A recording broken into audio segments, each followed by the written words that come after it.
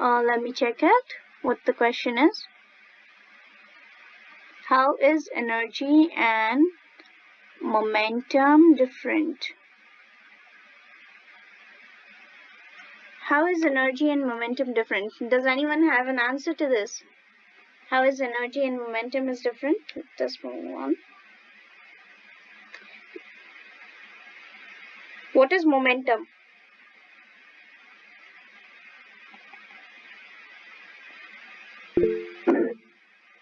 Direct and indirect band gaps.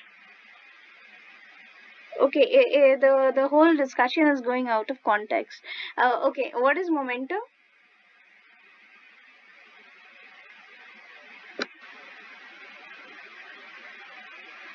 MV, correct. And what is energy?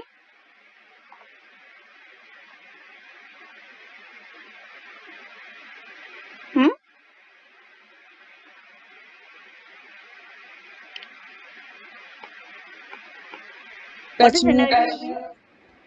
Yeah, energy is h nu. So we can relate energy and momentum, right? H nu is the energy of the photon. But energy and momentum, kinetic energy plus potential energy, that's the total mechanical energy. Yeah, kinetic energy plus total energy, that's a total mechanical energy. So if we have energy, total energy of a system, can we relate the energy and momentum of a system?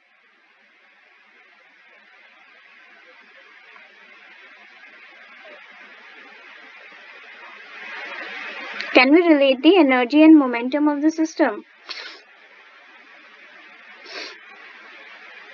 If the velocity is equal to speed of light.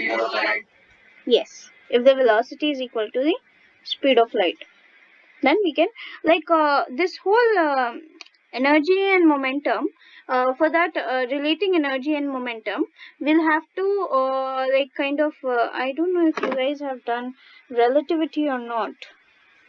E is equal to mc square. Yeah, so you must have done relativity, right?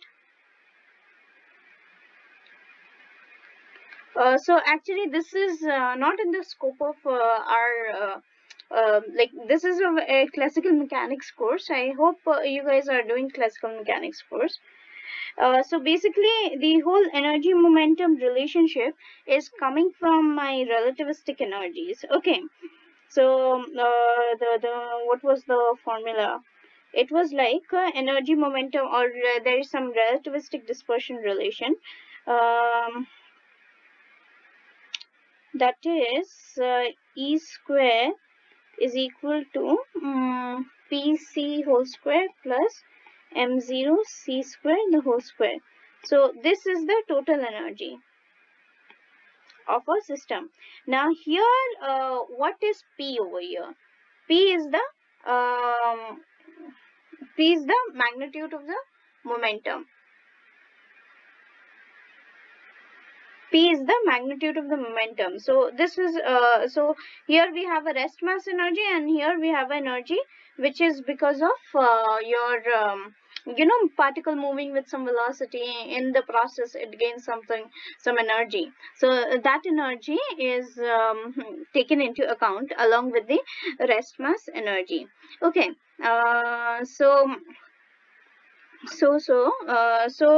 this is how you relate energy and momentum. They have definite relations associated with it. Yeah, electromagnetic energy. Yeah, electromagnetic energy is also a form of energy.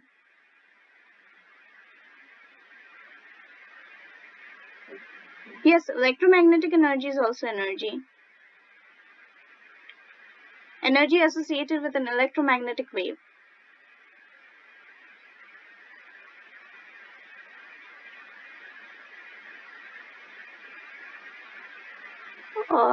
I didn't understand your question, Avinash.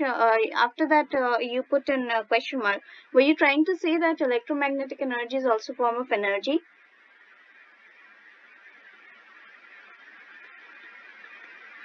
In this equation, PC the whole square. Okay, yes. Yes, it is the energy it gains, the particle gains during its transversal.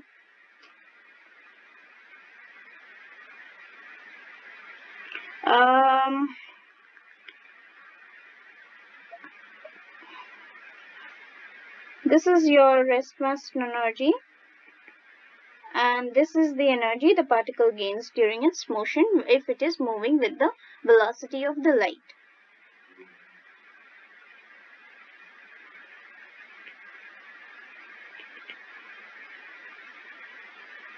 Okay. I cannot exactly comment whether it's an electromagnetic energy or not at this moment, because I have not yet revised these things. So after that, I'll tell you. You can ask on the discussion forum. I'll tell you the answer there. Okay. Electrons can travel with the speed of light. Yes. Yes, electrons can travel with the speed of light.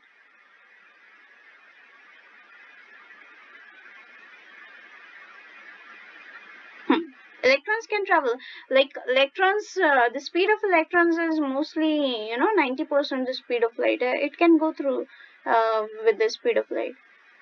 It's not exactly the speed of light, but yeah, around 90% of speed of light it can travel.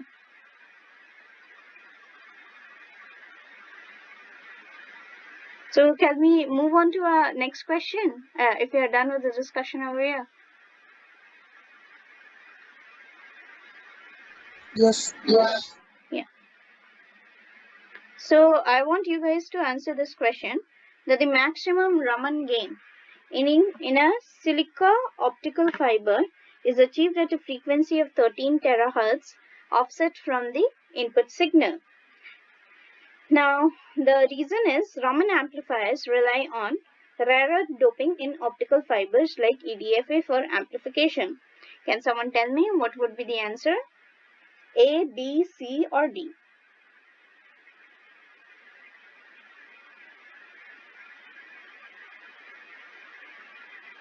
C. Someone says C, A is true, but R is false. So, can someone tell me why is it so? A is true, but R is false. Why is it so?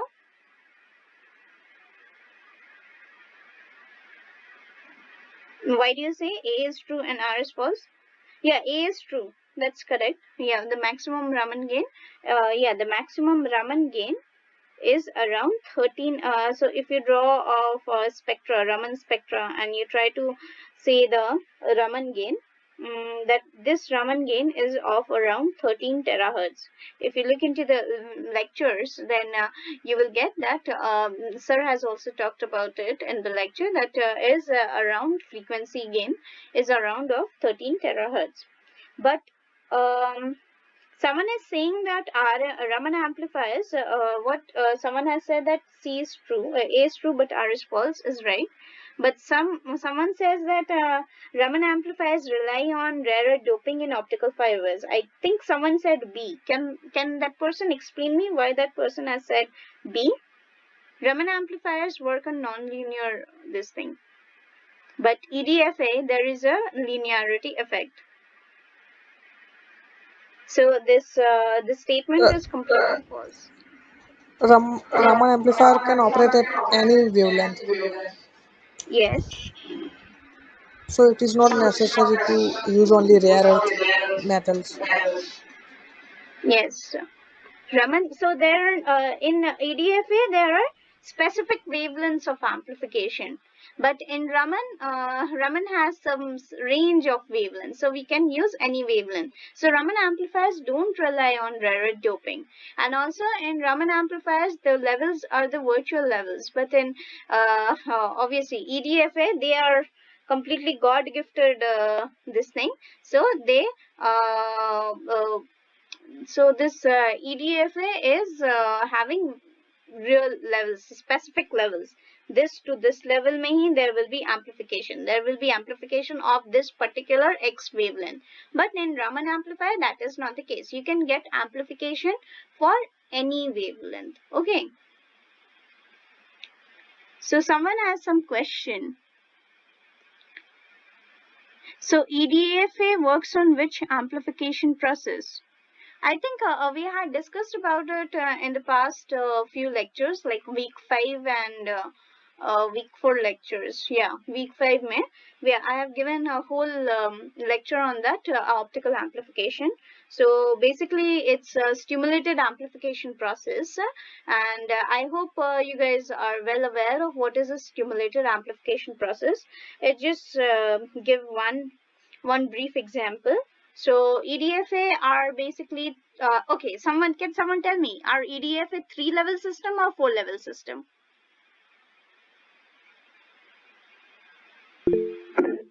4-level system.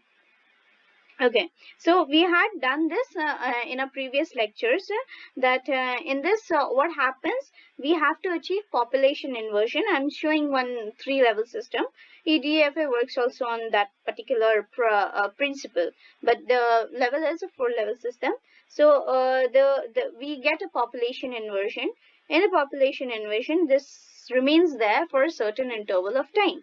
Okay, we excite it with some frequency. There is absorption.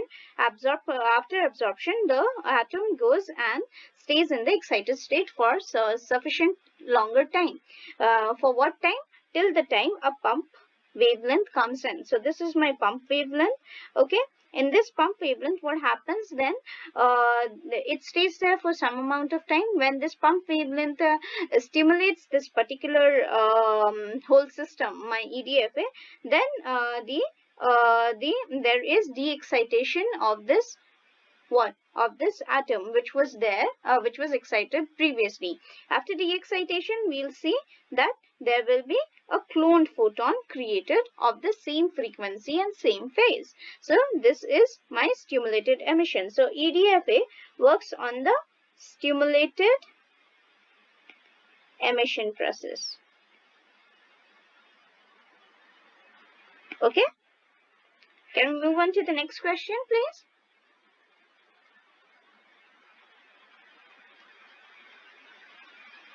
I think we're running out of time. Only half an hour is left for more 8 questions.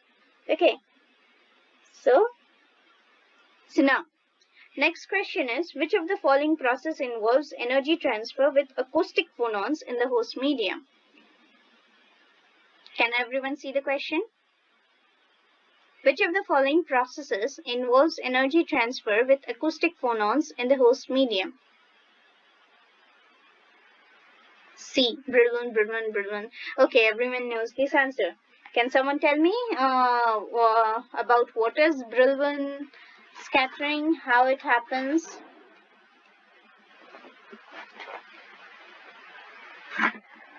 How the Brillouin scattering happens and what is it? I'll just give a brief discussion because we are running out of time. Okay, I have a time cut off of 1 hour only. So in the Brillouin scattering, what is happening?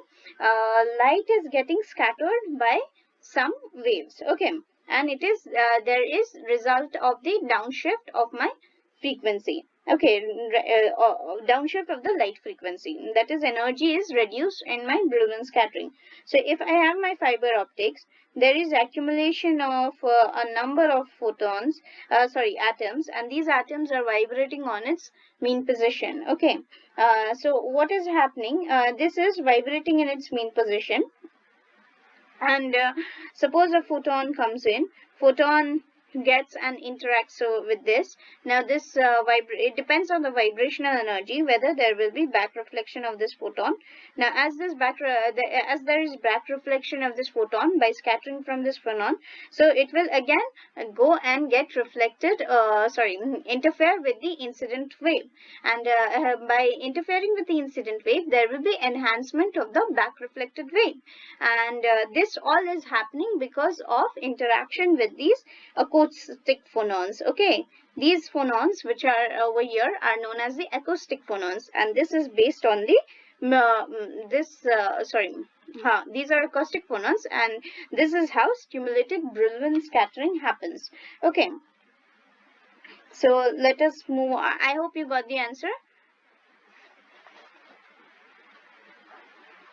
Yes. Yes. So let us move on to our next question. Okay, so we were talking about the downshift. There is a shift in the frequency of the incident photon because of interaction with the acoustic phonons. So now we'll do one problem based on that. The frequency shift of the Brillouin-Stokes wave with respect to the pump in a silica optical fiber around a wavelength of 1550 nanometers is approximately this much gigahertz. So how are we going to solve this problem?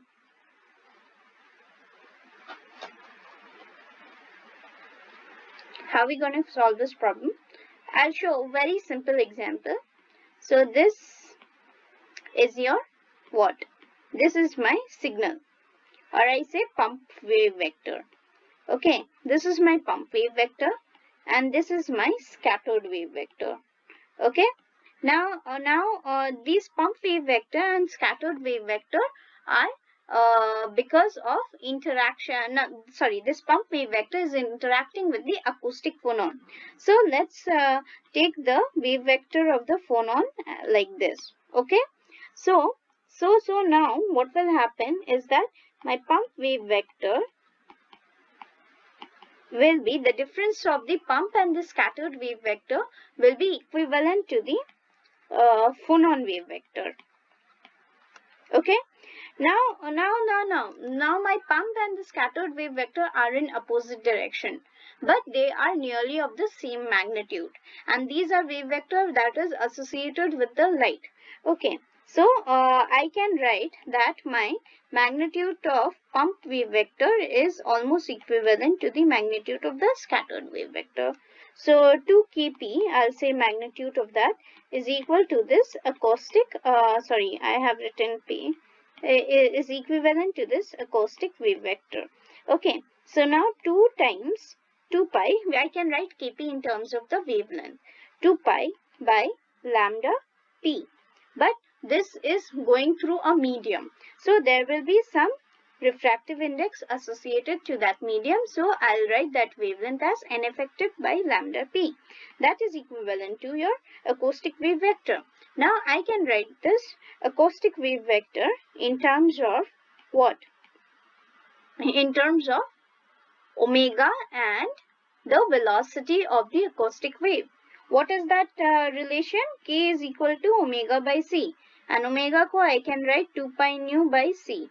Okay, this will be equivalent to 2 pi nu by, and nu b here is known as the Brillouin frequency, by c. C is the velocity of your acoustic wave, but instead of c I will write b va. Yeah, velocity of the acoustic wave. So now the what do we want? Frequency shift mu b. So mu b is equivalent to 2 times Ne effective by lambda p times nu a. Right? I think so. Yes. So 2 times N effective VA by lambda P. So we have all the relevant information. N effective is given, your velocity, acoustic velocity is given, and the wavelength is given, and you have to just find the frequency in terms of gigahertz. Just smash the dimensions and try to find. And I would always urge you to just go through the calculations and don't rely on these calculations. There might be some mistakes associated with it, so do let me know if there is some discrepancy. Okay, so this would be the answer. So shall we move on to next question? Yes. Yeah. So this is okay. This is a question related to the gain spectrum of a Brillouin scattering process. So here, what do you think is the gain spectrum of a Brillouin scattering? So Brillouin gain is a very narrow gain. Okay, this is one hint I'm giving. So which spectra is a narrow spectra? Lagrangian, Gaussian, or it's a uniform spectrum, or you do not have any shape associated with it? Yes, Lagrangian. The gain is quite a narrow gain in Brillouin scattering process. Okay, so the answer would be Lagrangian. Okay. Okay, your homework is to find out how a Gaussian spectrum looks like, how a Lorentzian spectrum looks like, and what do you mean by uniform spectra. Okay, so about these three you need to find out. You should have some knowledge about this. And what are the equations that that shows the Gaussian plot? There's a very famous equation that shows your Gaussian plot, e to the power something. Just find that out. Okay, it's available on the internet. And the answer is Lorentzian. Moving on to next question. If the frequency of monochromatic light is propagating in the fiber, my N effective is given. So we have been given the signal frequency, and that is frequency with which it is traversing, and we have been given the frequency of the scattered. Okay, we have been given the frequency of the scattered light, that is equivalent to this frequency, or whatever has been scattered. Then the velocity of the sound in the fiber medium. So frequency of the stimulated Brillouin scattered backscattered light. So how to proceed with this problem? First question, which formula should be used to solve this problem? Which formula should be used to solve this problem? We have derived that formula a while ago. That is Vb is equal to 2 mu A. This is the velocity of this thing times N effective divided by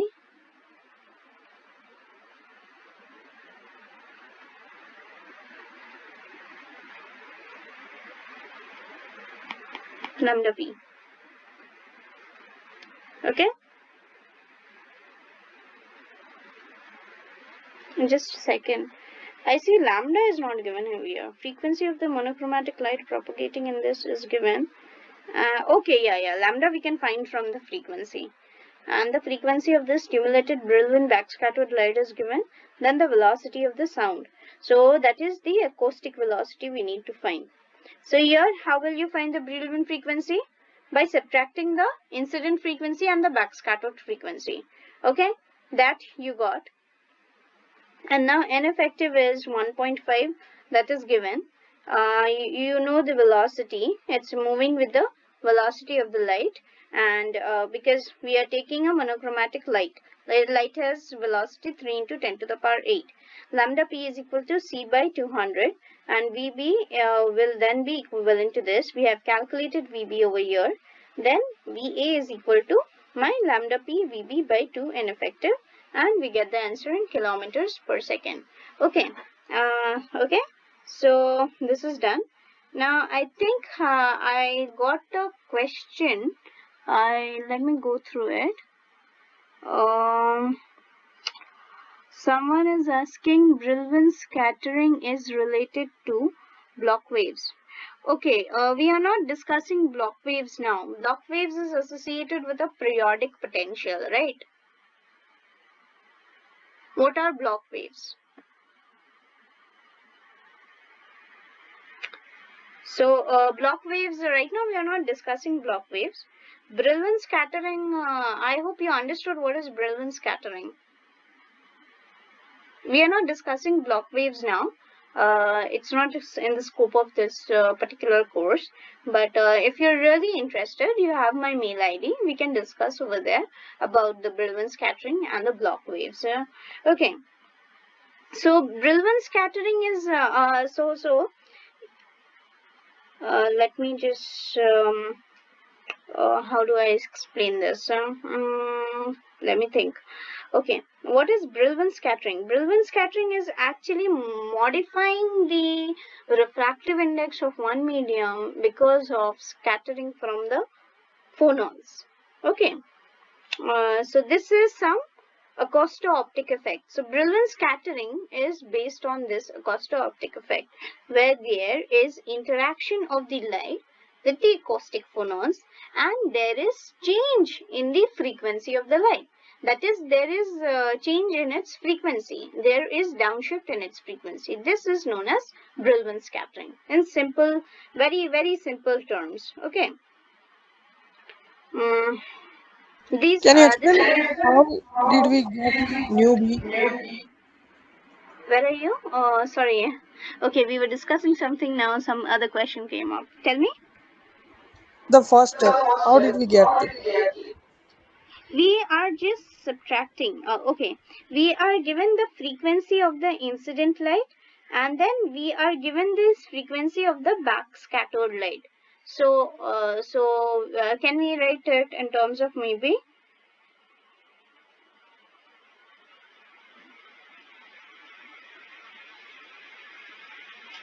So if we can write Kp minus Ks is equal to Ka, can we write mu P minus mu S is equal to mu B?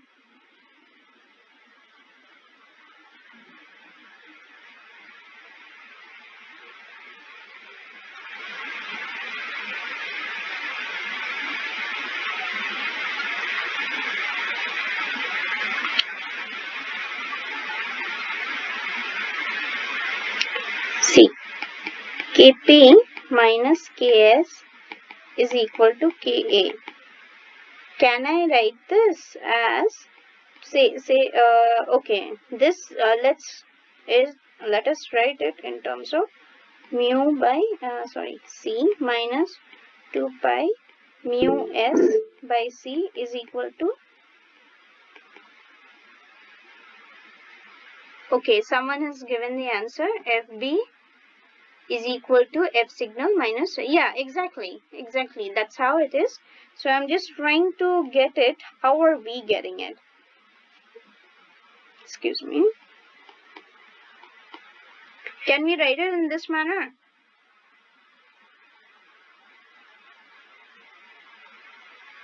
Wait, I see some discrepancy. This will be moving with the velocity of acoustic velocity.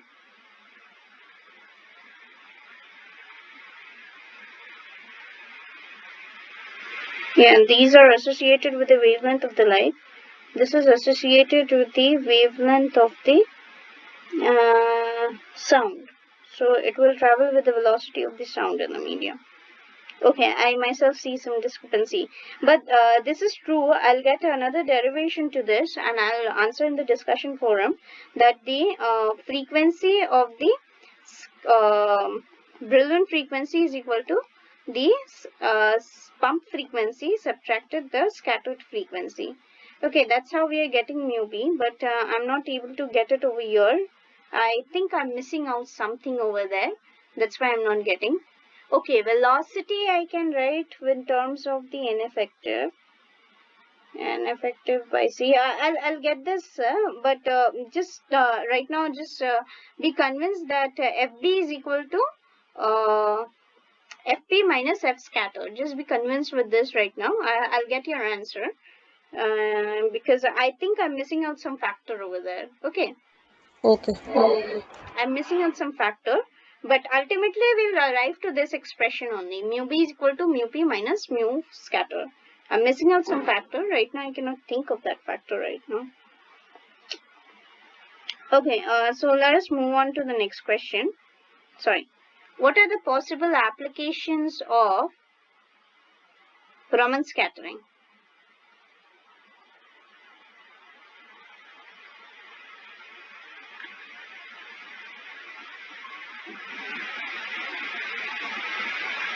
What are the applications of Raman scattering?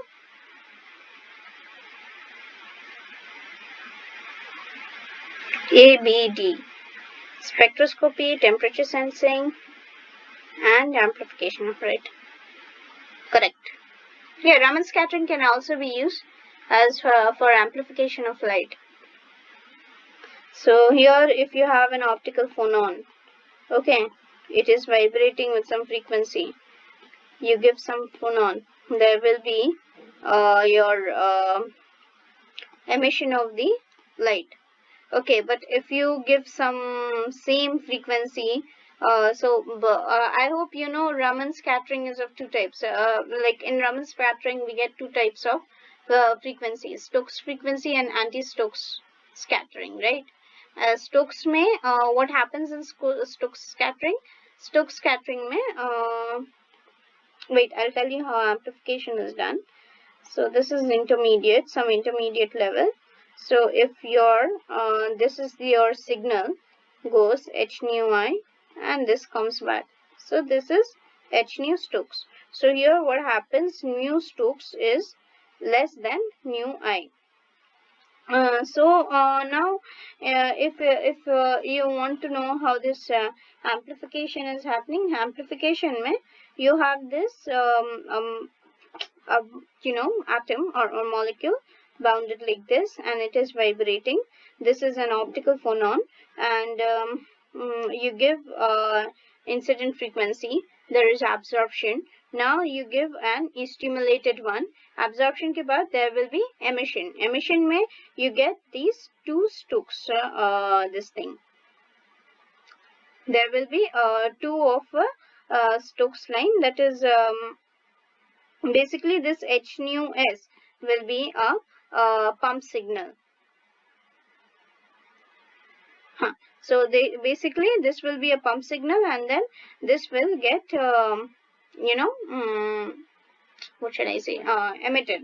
So this is how there is amplification done in our Raman amplifiers. So Raman scattering can be used for the amplification of light. There is some comment by wait, I didn't look at the comment.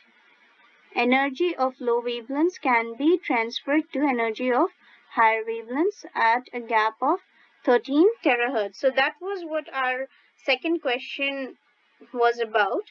That is maximum Raman gain. That is the maximum difference.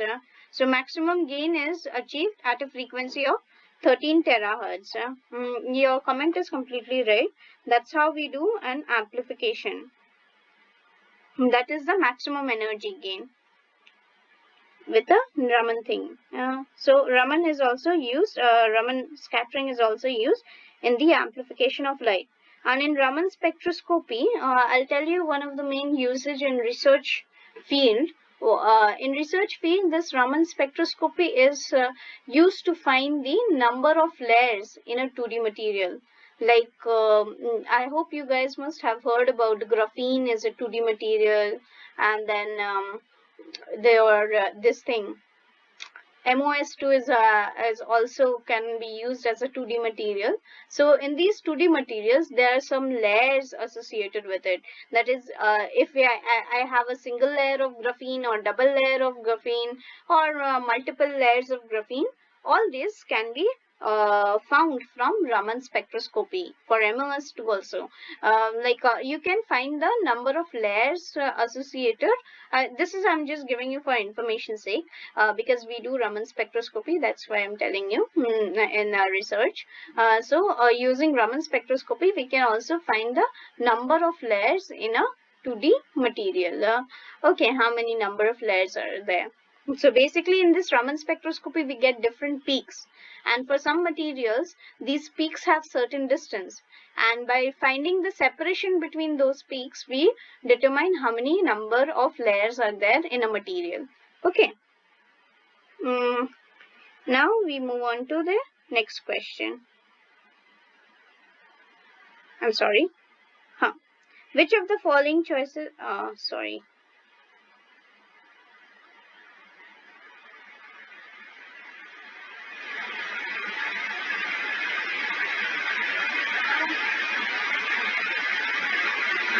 Which of the following choices are true in an anti-Stokes Raman scattering process? This is an anti-Stokes process. So last time what I told you about Stokes thingy. Now in anti-Stokes, what happens? Suppose these are my levels. I have multiple levels. Say this is A, this is B level, this is C level. Okay. So now there is excitation. This is my incident frequency. So the emitted frequency will be at a frequency greater than the frequency of the incident frequency. So nu AS is greater than nu I. So I see some answers over here. Let's see what are the answers. Someone has answered A and C. A may the energy of the phonon is enhanced. Phonon, not photon. And C, scattered photon has a lower wavelength than the absorbed photon. Okay, now here we are talking about phonon in the first two options. Energy of the phonon will be enhanced or is it quenched? So tell me how it gets the extra energy. From where will it get extra energy? This HS. This one is getting some extra energy. So basically it is taking energy from the phonons, the phonon with which it is acting. So as I had told you, no, this is my molecule and these are basically vibrating in its positions and we call them as an optical phonon. Okay, I am giving an energy and I am getting an energy which is greater than the incident energy. So what it is doing, it is extracting the energy of the phonon, of these optical phonons. So what is happening? Energy of this phonon will be quenched. So energy will be quenched and so the scattered photon will have a lower wavelength than the absorbed photon. That is, energy of the scattered photon is more. If the energy is more, then the wavelength is less. So the energy of the scattered photon has a lower wavelength than the absorbed photon. Okay, so in an anti-Stokes process, the incident photon scatters off with higher energy. But from where is it getting this higher energy? It is getting at the expense of phonon energy, and this is quenched. So B and C are the correct answer. Next question. So we have a 50-kilometer long fiber. It is operating at the wavelength of 1550 nanometers.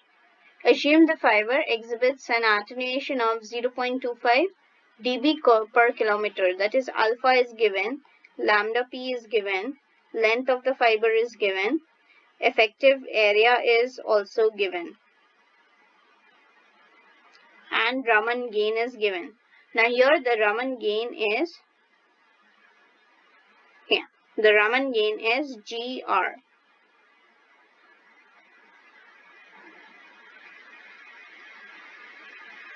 Okay, GR is the Raman gain coefficient. So the first question is, what is the effective length for stimulated Raman scattering in the above link? Any answers to this? The effective length for stimulated Raman scattering in the above link.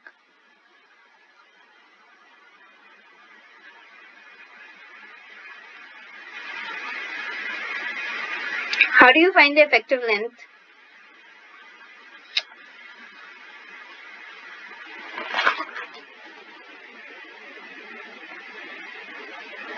Okay, so basically this L effective is given by 1 minus e to the power minus alpha L by alpha. Now this can be equal to 1 by alpha if my alpha L is much greater than 1.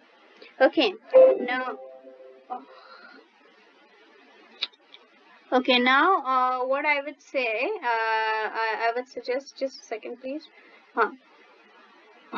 So now what you have to do, my alpha, this coefficient is given in dB per kilometers.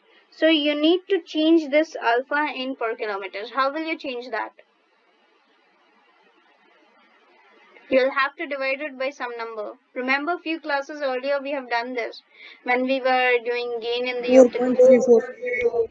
4.34. 4.34. Yeah. What do you have to do with that number? Multiply or divide? Divide. Yes. So this alpha is how much is it given? 0.25. So you have to do alpha is equal to 0.25 divided by 4 point how much? Yeah. So this will be divided by 4.34. You find your alpha. Now just Into 10 power minus 3. yeah, from there you find your alpha. Now you multiply this alpha with L. Okay, and check if this is much greater than L, greater than 1. If that's the case, then just L effective will be just 1 by alpha. Or else you'll have to perform this whole operation if L alpha is less than or almost not much greater than 1. Okay, so from there you find the L effective. I'll tell you the answer. The L effective is around 16 to L effective is in the range of 16 to 17 kilometers. Now, I'll move on to the next question. Next question is based on this, the threshold power. We have already given you the formula for the threshold power for stimulated Raman scattering in the above fiber links. So basically the catch over there was to find this L effective. You find the L effective. Now just P threshold is equal to 16 times A effective by L effective times GR. We are being given the Raman coefficient, Raman gain coefficient. Sorry, I'm sorry. So now just substitute those numbers and find the threshold power. Okay, so this was the threshold power that you're going to get, and I'm again telling you, don't do the calculations and let me know if these calculations are right or not.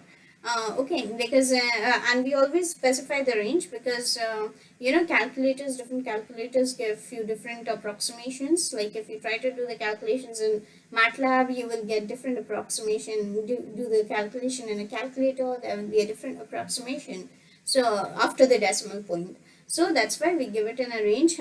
So I would suggest you or urge you to please let me know if you have any difficulty in understanding this. So we have few, okay, I have some time. I will go through the discussions first. Okay. Okay. I think someone I asked have me. a question. Yeah, tell me.